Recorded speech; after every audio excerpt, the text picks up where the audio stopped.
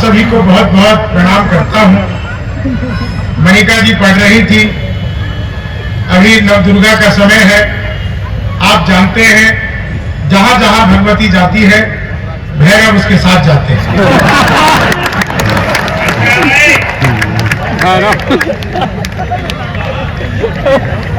4 line आपको सुनाऊंगा। आज सचमुच इतना अच्छा मंच, और आदरणीय संतोष जी और तमाम हमारे मनोज भैया और जितने भी लोग, समिति के सारे लोग, उनका बहुत बहुत धन्यवाद। मैं पहली बार आप लोगों के बीच में आया हूं। बहुत छोटी छोटी आपको कविताएं सुनाऊंगा, लेकिन आप यकीन मानिए ये पूरा मंच ऊर्जा से भरपूर है। अब से पहले फोटोग्राफर सिर्फ वहीं से सबकी फोटो खींच रहा था।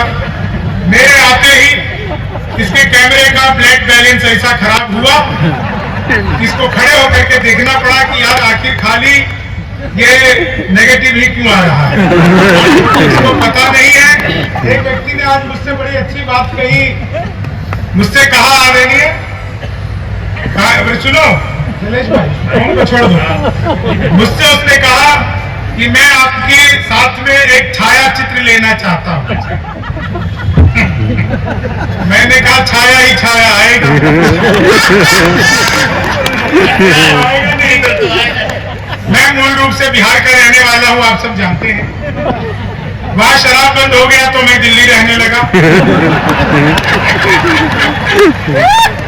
अब दिल्ली वाले खुद ही एक एक करके बंद हो रहे हैं। दुर्ग आ जाओ। अच्छा ये कह रहे हैं दुर्ग आ जाओ। देखो दुर्ग तो मैं आया ही हुआ हूँ, लेकिन सुबह से मुझे ऐसा लगा नहीं है कि मैं दुर्ग आया हूँ। जी 4 लाइन आपको सुनाता हूँ। और आप लोगों तक देखिए चुनाव आचार संहिता लगी हुई है, इसीलिए किसी भी पार्टी पक्ष का मैं कोई बात नहीं करूंगा। मैं ना तो कांग्रेस का आदमी हूँ, ना मैं भाजपा का आदमी हूँ। आदमी तो खैर मैं मायावती का भी नहीं हूँ। कई बार लोगों को उलिया देकर शक हो जाता है, तो मुझे पहले से ही क्लेरिफाई कर चलना पड़ता है कि मामला बिल्कुल ऐसा ही नहीं है। एक चीज जो मुझे यहाँ पर आकर सबसे अच्छा लग रहा है, भैया पीछे से मत बोलो। हाँ नहीं, आयुर्वेद में रोग होता है पीछे से बोलना। मैं बता रहा हूँ इस भाई की बड़ी क्या होगी तालियां बोलते हैं। मैं इससे बड़ी बात बताऊंगा, कोई ताली मत बजाओ, अगली तो बजाना। हाँ, आज मैं होटल में रुका था, बहुत अच्छा व्यवस्था, बहुत शानदार थी। होटल से रुक के मेरा मन हुआ कि थोड़ा टहल करके आपके इस शहर को देखा जाए। मैं जैसे ही सड़क पर आया तो मैंने देखा 2 आदमी आपस में आधे घंटे तक गाली गलौज कर रहे थे। आधे घंटे हो गए, उनका गाली गलौज नहीं रुका, मुझसे रहा नहीं गया। मैंने उन्हें समझाया, तब मारपीट हुई। अच्छा है भाई मेरे साथ। वो मुझे पकड़कर बुरी तरह धुलने लगे। मैंने फिर समझाया तो अच्छी तरह धुला। धुलने पर होता है, मेरा मन हुआ कि लड़ाई तो खत्म हो गई, चलो चाय पीते हैं। अब मैं चाय पीने के लिए जैसे ही चाय की दुकान पर गया, चाय वाले ने मुझे कड़क सी चाय बनाकर दी। मैंने चाय पीना शुरू किया कि एक कुत्ता आ गया। मेरे अंदर दया जाग गई। मैंने कहा कि आप जरा एक बिस्किट का पैकेट दो। उसने मुझे बिस्किट का पैकेट दिया तो मैं, क्योंकि सनातनी आदमी, मैंने खुद खाने से पहले कुत्ते को बिस्कुट दिया। सर वो कुत्ते ने बिस्कुट खाया और खाते ही कभी अलट कभी पलट, अलट पलट 10-12 अलट पलट एक साथ किया। मैंने घबरा करके चाय वाले का गिरबान पकड़ लिया। मैंने कहा क्या मिला दिया तूने बिस्कुट में? ये तो अच्छा हुआ कि मैंने नहीं खाया। अगर मैं खाता तो मैं भी अलग मलट कर रहा होता। तो बिस्कुट वाले ने जो जवाब दिया चाय वाले ने, आप लोगों तक बात पहुंच जाए तो आनंद लेना।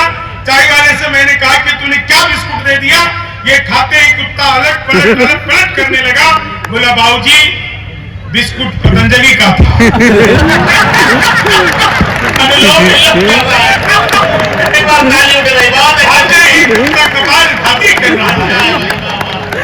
मैं सच बता रहा हूँ, महिलाओं को हंसते हुए देखकर बहुत अच्छा लगा। बस आप लोग घर पर भी ऐसे ही रहा। घर पर भी अगर ये हंसती रहेगी तो काय का समिति के लोग इतना खर्चा करके हम लोगों को बुलाएंगे, बाहर आकर के बताओ। नहीं, मैं सच बता रहा हूँ। आप तो ये गांव ये एक तरह का गांव कस्बा है, तो यहाँ पे महिलाएं खुलकर, बेटा छोटा सा बच्चा भी हंस रहा है। मैं शर्त लगा के कह सकता हूँ उस बच्चे की उम्र देखकर, हो ना हो ये लॉकडाउन की पैदाइश है। लॉकडाउन में हम सबको काम मिला हुआ था वर्क फ्रॉम होम। किसी को प्रतिफल है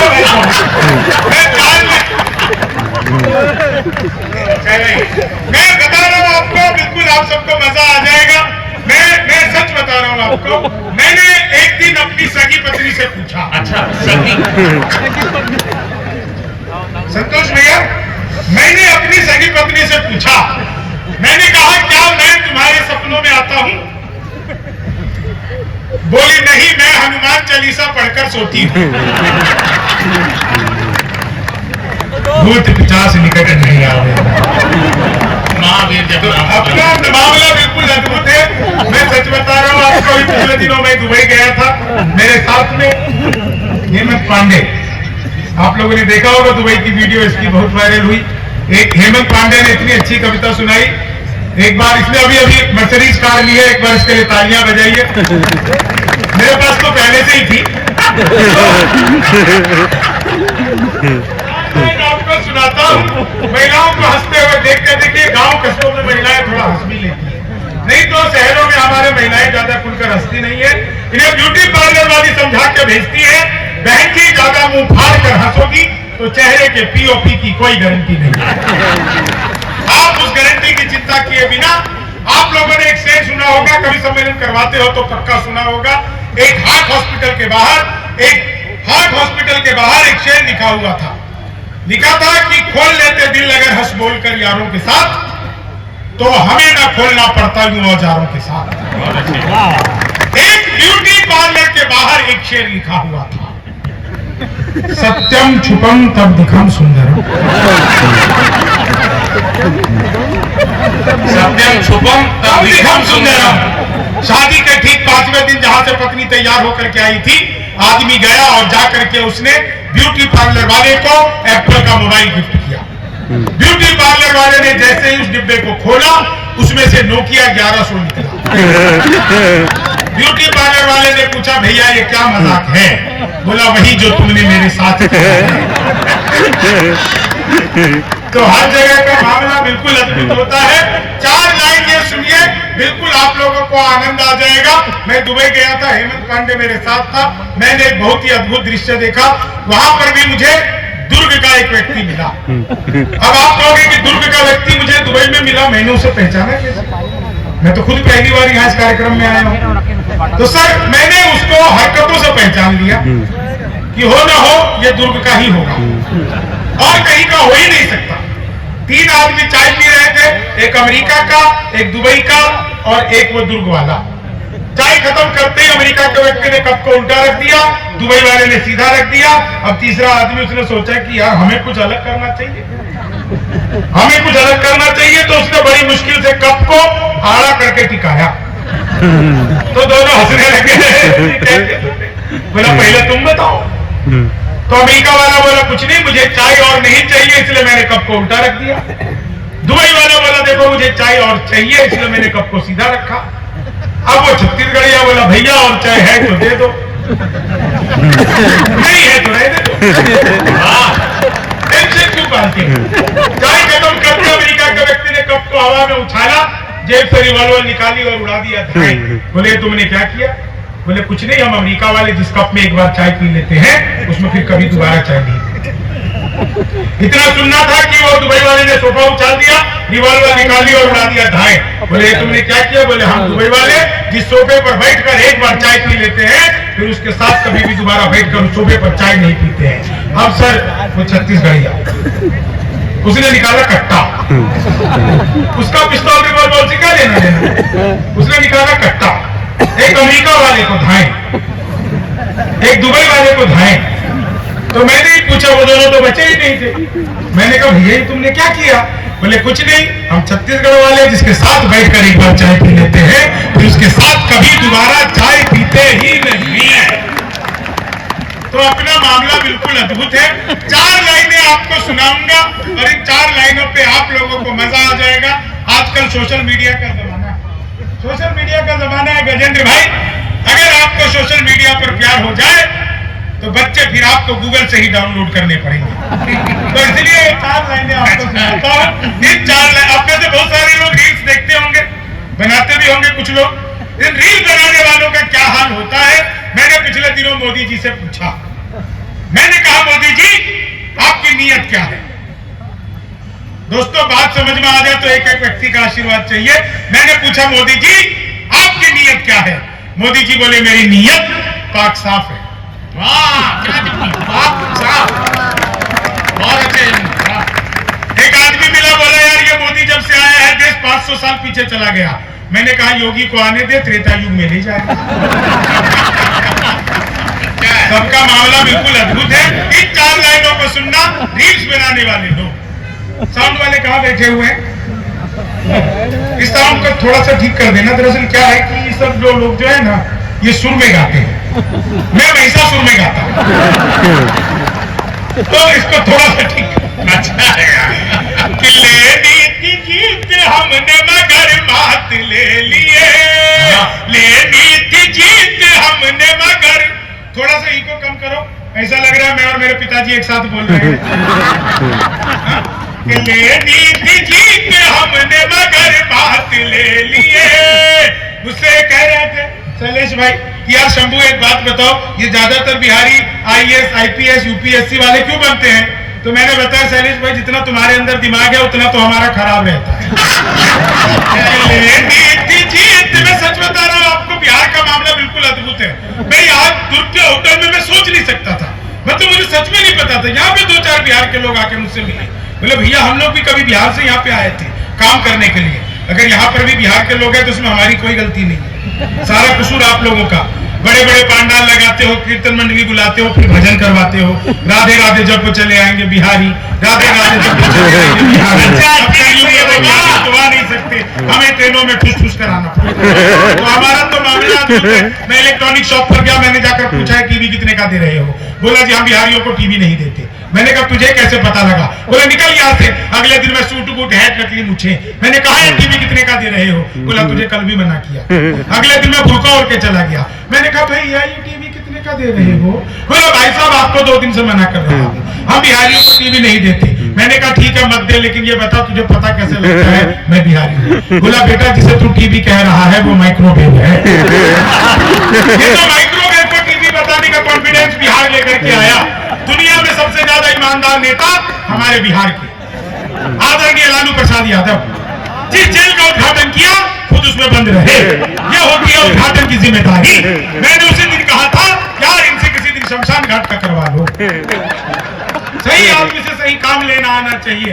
मैं सच बता रहा हूँ आपको, आप लोग जिस मस्ती आनंद के साथ सुन रहे हैं, जितने मजे के साथ सुन रहे हैं, एक चीज जो मैं यहाँ पर बहुत अच्छा लगा मुझे, जो यहाँ पे आप लोगों के बीच में कि पूरा परिवार के साथ आप लोग यहाँ पर बैठ करके हंस रहे हैं, आनंद ले रहे हैं। इन 4 लाइनों को सुनिए कि लेनी थी जीत हमने मगर मात ले लिए, कितने हसीन देखिए जज्बात ले लिए, दूल्हा बेचारा रील बनाने में रह गया, दुल्हन ने फेरे पंडित जी के साथ ले लिया, दुल्हन ने फेरे पंडित जी के साथ ले लिए, वादा जो करो उससे तो इतना न निभाना।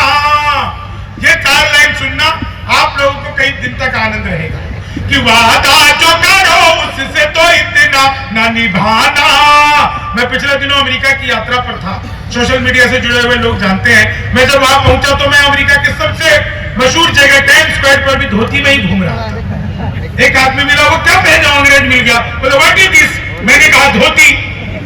बोला बट धोती? मैंने कहा फुली एयर कंडीशनर। वो अंग्रेज मेरे साथ दिल्ली आ गया, दिल्ली आया मैं उसे बिहार ले गया। बिहार में जैसे मैं अपने आंगन में घुसा, मैं खुद 10 दिन बाद आया था, तुलसी का पौधा था, मैंने तुलसी के पौधे को प्रणाम किया। बोले ये क्या है? मैंने कहा तुलसी हमारी माँ है। बोले अच्छा, उसने तुरंत ही 3-4 पत्ते तोले, मसल करके फेंक दिया। मुझे बहुत गुस्सा आया, लेकिन हम अतिथि देवो भव वाले क्या कहते, मैं उसे बगीचे में घुमाने ले गया। वहां मुझे खुजली का पौधा मिला। मैंने कहा आओ पिताजी से मिलो,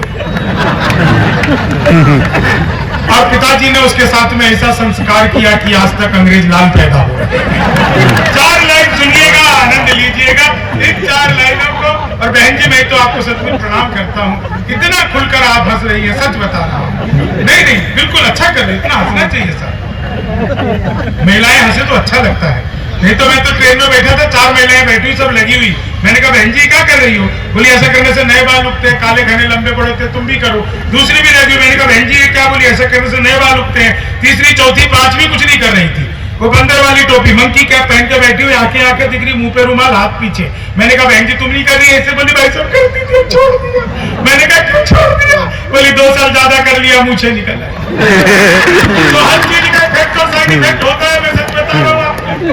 कोई भी काम टाइम पर ही करना चाहिए। मैं तो ट्रेन में आ रहा था बहन जी, बीच वाली बर्थ में सो रहा था, ऊपर पे 30-40 की, नीचे पे 80-90 की। तो 30-40 ने 80-90 से पूछा, बोली बहन तेरी उम्र क्या है? 80-90 बोले को 38-40। अब उसने उससे पूछ लिया तेरी क्या है? बोले कि 18-20। मैं तो 20 के बरस से धाम से नीचे गिरा। बोली भाई साहब क्या कर रहे हो? मैंने कहा जी पैदा होने की कोशिश। तो बिल्कुल मामला अद्भुत है। इन 4 लाइनों को सुनना, आप सबको मजा आ जाएगा। आपने सोचा भी नहीं होगा कि हास्य में इस तरह से काम चल सकता है। एक चीज मैं आपको कहना चाहता हूं, मैंने यह दृश्य छत्तीसगढ़ में पहली बार देखा है कि चाय वाला एक व्यक्ति को जाकर के चाय खुद पिला रहा है। हालांकि जनता मना कर रही है कि मत पिलाओ, लेकिन फिर भी वो पिला रहा है। तो जिसको समझ में आ गई है एक बार ताली बजाइए, बताओ ये एक ऐसा चाय वाला है जो नींबू वाला चाय रखे हो ना। हाँ, अभी मैं बैठूंगा तो आके पिलाना, बहुत अच्छी होती है। हाँ कहीं कवियों को पिलाई जाती है संतोष भैया नींबू वाली चाय, दूध वाली तो आपने पिला दी। 4 लाइन सुनना, इन 4 लाइनों का आनंद लेना। हाथ से ऐसे भी लिखा जा सकता है कि वादा जो करो उससे तो इतना आए हुए हैं हेमंत पांडे जी और हमारे प्रियांशु गजन। आप इनको सुनेंगे, गीत का अद्भुत कवि है। आप जब इनको सुनेंगे आपको मजा ही आ जाएगा। मैं खुद उनको सुनने के लिए ही बैठा हुआ हूँ। लेकिन आप इसका आनंद लीजिए। उत्तर प्रदेश में योगी बाबा की सरकार आई तो पहला काम किया एंटी रोमियो, जैसे जूलियट की गलती ना हो। आधार कार्ड मिलवा के पीटे।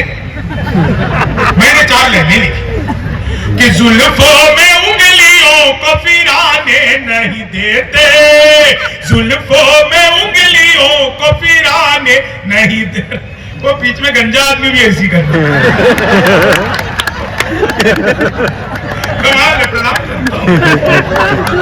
इतना आदमी है छत्तीसगढ़िया सबले बढ़िया। जी इतना छोटा तो मुझे आता ही है कि जुल्फों में उंगलियों को फिराने नहीं देते, जुल्फों में उंगलियों। मैं आपको बता रहा हूं महिलाएं बैठी हुई है सर, हंसी के लिए, हास्य व्यंग के लिए आपको दुनिया में कहीं जाने की जरूरत नहीं है।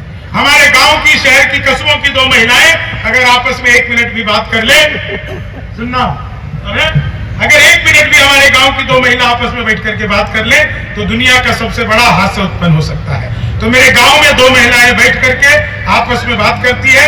पहला संवाद और दूसरे संवाद में दुनिया का सबसे बड़ा हास्य और सबसे बड़ा व्यंग। तो एक ने दूसरे से कहा कि सुनो, कि मोदी जी जो लेटरिन भेजे थे तुमको मिला?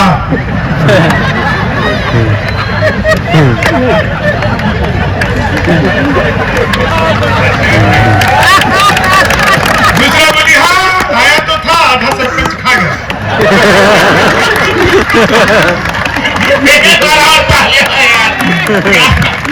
अरे कितना अबोध संवाद है, इतने निश्चल मन से संवाद हो रहा है।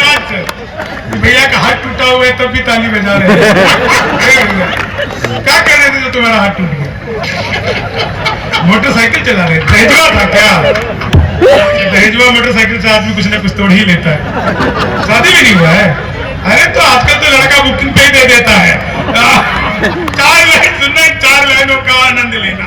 आप लोग सचमुच कि जुल्फों में उंगलियों को फिराने नहीं देते, जुल्फों में उंगलियों को फिराने नहीं देते, कलियों के पास भंवरे को जाने नहीं देते। इतनी सी शिकायत है हमें योगी आपसे, खुद से न पटी हमको बताने नहीं देते, खुद से न पटी हमको। और ये सुनिएगा, इन 4 लाइनों पे आप सबको आनंद आ जाएगा कि भगवान मेरा साथ आप यूं भी निभाना, किस्मत के खेल में मुझे ऐसे भी जिताना, सलमान के जैसे भले बीते ये जवानी, लेकिन बुढ़ापे में अनुप जलोटा बनाना, लेकिन बुढ़ापे में पूरे 5 प्रदेशों में चुनाव चल रहा है, कई चरणों में चुनाव होने जा रहा है, लेकिन एक मंच की टिप्पणी आप लोगों के सामने मैं करता हूं। चुनाव किसी भी चरण में नहीं होते हैं, चुनाव जितने भी चरणों में हो, लेकिन वास्तविक चुनाव सिर्फ 2 चरणों में होते हैं। आप लोगों तक बात पहुंच जाए, बहुत अच्छी बात, बहुत 2 चरणों में चुनाव होते हैं सर। पहले चरण में नेता जनता के चरण में जाता है और दूसरे चरण में जनता नेता के चरण ढूंढती रहती है, इसके अलावा कोई और चरण नहीं होता है। एक बार जोरदार तालियां बजाइए, बात अच्छी लगी हो तो। जी सुनिएगा ये 4 लाइनें कि चीनी को जमा करके फिर से गन्ना बना दूं। अभिमंत्रित पंक्तियां सुना रहा हूं। इस गजल के सारे शेर अपने आप में अद्भुत हैं। पहले मिसरे पर ध्यान दीजिएगा जी। जी एक मुलाहिजा फरमाइए कि चीनी को जमा करके फिर से, पीछे से मणिका दुबे हमें दाद दे रही है। आप सोचिए हमारी किस्मत कितनी अच्छी होगी और मणिका जी की कितनी बुरी होगी कि इतनी रात को हमारे जैसे शक्ल वाले आदमी को दाद देनी पड़े। जी आप सुनिएगा साहब, इन 4 लाइनों का आनंद लीजिएगा कि चीनी को जमा करके फिर से गन्ना बना दूं। मैं तो अद्भुती कवि हूं। क्लास में अध्यापक आए, बोले कौन बेवकूफ है, खड़ा हो जाए, तो मैं ही खड़ा हो गया। बोले तुम बेवकूफ हो, मैंने कहा नहीं सर, आप अकेले खड़े अच्छे नहीं लगते। चीनी को जमा करके फिर से, संस्कृत का अध्यापक आ गए, बोले तुम सो माँ ज्योतिर्गमयास का हिंदी में अनुवाद करो। मैंने किया, माँ तू सो जा, मैं ज्योति के पास जा रहा। चीनी को हिंदी का अध्यापक आ गए, बोले लड़की में बड़ी की मात्रा है कि छोटी ही थी। मैंने कहा पहले लड़की दिखाओ। चाय और निमंत्रण में फर्क बताओ। मैंने कहा जो निमंत्रण नीम के पेड़ के नीचे से दिया जाता है उसे निमंत्रण कहते हैं, जो आम के पेड़ के नीचे से दिया जाता है उसे आमंत्रण कहते हैं। चीनी गणित का अध्यापक आ गए, बोले मैंने तुम्हारे पिताजी को 2000 रुपए 6% ब्याज पर 10 दिन के लिए दिए, तो 10 दिन बाद कितना लौटाएंगे? मैंने कहा वो नहीं लौटा। बोले क्यों, तुम्हारे पिताजी गणित नहीं जानते? मैंने कहा जी आप मेरे पिताजी को नहीं लौटाया।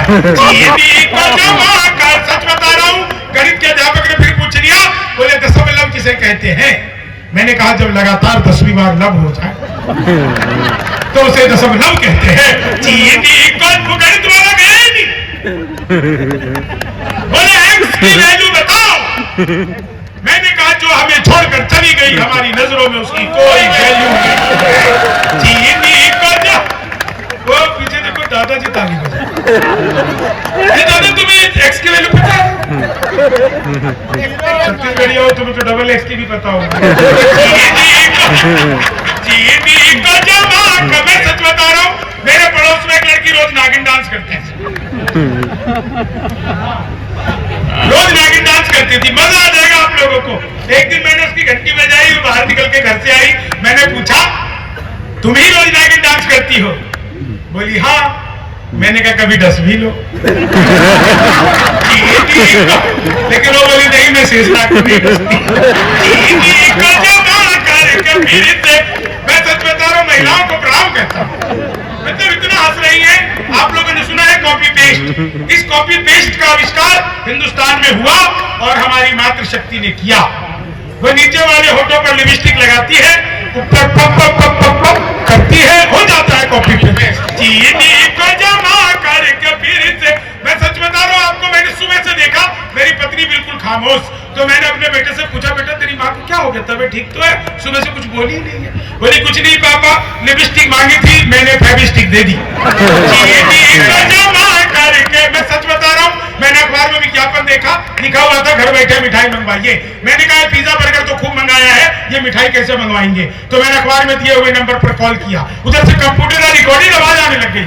बोले जी नमस्कार, अग्रवाल स्वीट कॉर्नर पर आपका हार्दिक स्वागत है। मिठाई लेने के लिए 1 दवाइए, चाट पापड़ी के लिए 2 दवाइए, गजक नमकीन के लिए 3 दवाइए, गोलगप्पों के लिए 4, सब कुछ एक ही दुकान पर मिलती है। मुझे मिठाई चाहिए थी, मैंने 1 दवा दिया। लड्डू लेने के लिए 1 दवाइए, बर्फी लेने के लिए 2 दवाइए, जलेबी लेने के लिए 3 दवाइए, रसगुल्ला लेने के लिए 4 दवाइए। मुझे लड्डू चाहिए था, मैंने फिर 1 दवा दिया। बेसन के लड्डू लेने के लिए 1 दवाइए, मोतीचूर के लड्डू लेने के लिए 2 दवाइए, गोंद के लड्डू लेने के लिए 3 दवाइए, तिल के लड्डू लेने के लिए 4, मुझे बेसन का चाहिए था, मैंने फिर 1 दवा दिया। 1 किलो लेने के लिए 1 दवाइए, 2 किलो लेने के लिए 2 दवाइए, 3 किलो लेने के लिए 3 दवा, 100 किलो के लिए 4। 1 दवा ना था, गलती से 4 दब गया। मैंने वही किया जो आप लोग करते, तुरंत ही फोन कर। 1 मिनट बाद कॉल बैक आ गई, बोले जी नमस्कार, हम अग्रवाल स्वीट कॉर्नर से बोल रहे हैं, आपके यहाँ से 100 किलो बेसन के लड्डू का ऑर्डर आया है, मिठाई किस पते पर भिजवानी है? मैंने कहा देखो भैया, ये फोन किसने किया मुझे तो पता ही।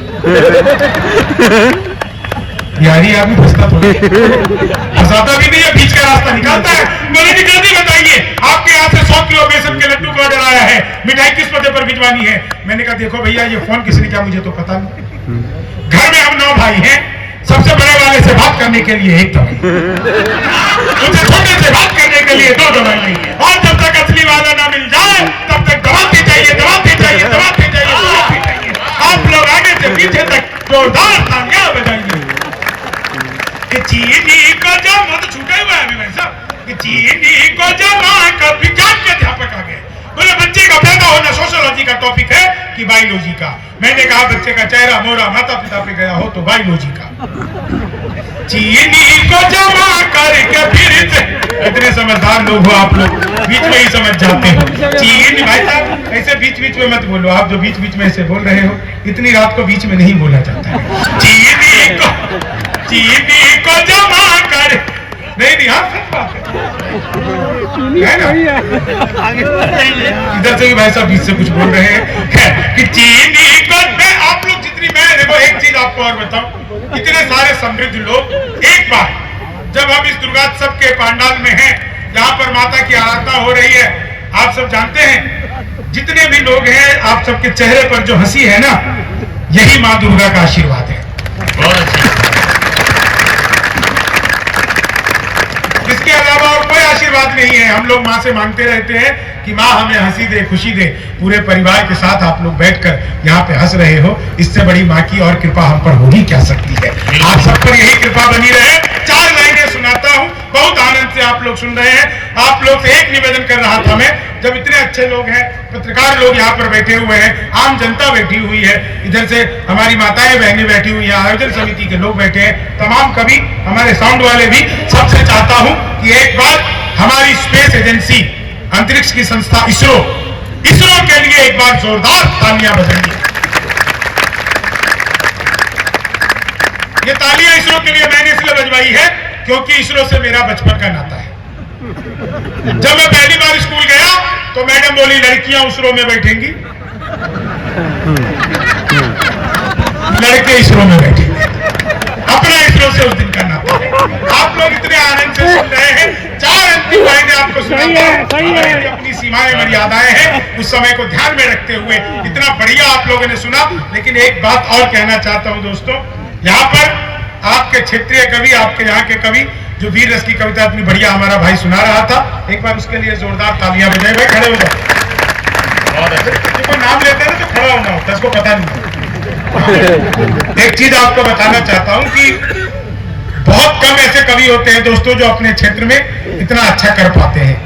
आप लोगों से जो आसपास के लोग आए होंगे दूर दूर से कवि सम्मेलन सुनने, आप लोगों से एक निवेदन करूंगा कि आप बिहार से शंभू शेखर को बुला लीजिए, आप लखनऊ बाराबंकी से गजेंद्र प्रियांशु को, हेमंत पांडे को, मणिका जी को, किसी को भी, ज्योति त्रिपाठी जी मुंबई से इनको बुला लीजिए। लेकिन अपने आंगन की तुलसी को पूजा करना आप लोगों का पहला काम है।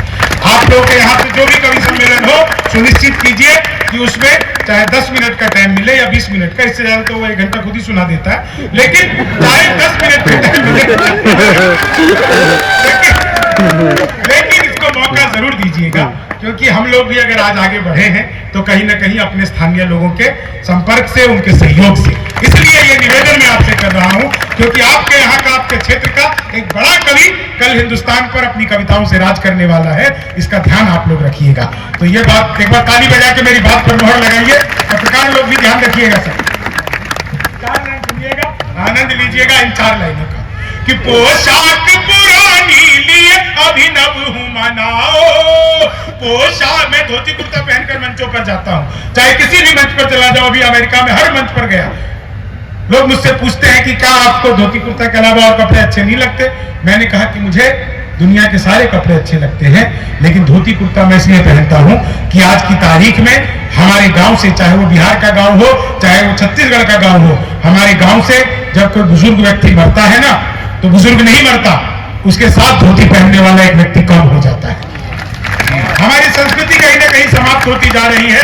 कवियों का बहुत सारे उद्देश्य होते हैं, बहुत सारे काम होते हैं, अपने आप को प्रस्तुत करके आपको हंसाते हैं। अंजुम रहबर का एक शेर याद आता है कि अपने जख्मों को भी आईना बनाया हमने, आपको हंसता हुआ चेहरा दिखाने के लिए। इतना आसान नहीं खुद का तमाशा करना, कलेजा चाहिए लोगों को हंसाने के लिए।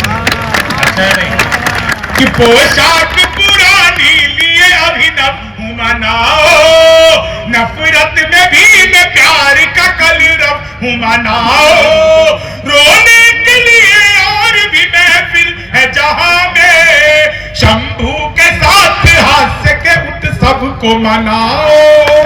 शंभू के आभार, धन्यवाद, जय जोहार। जोरदार तालियां बजाएं।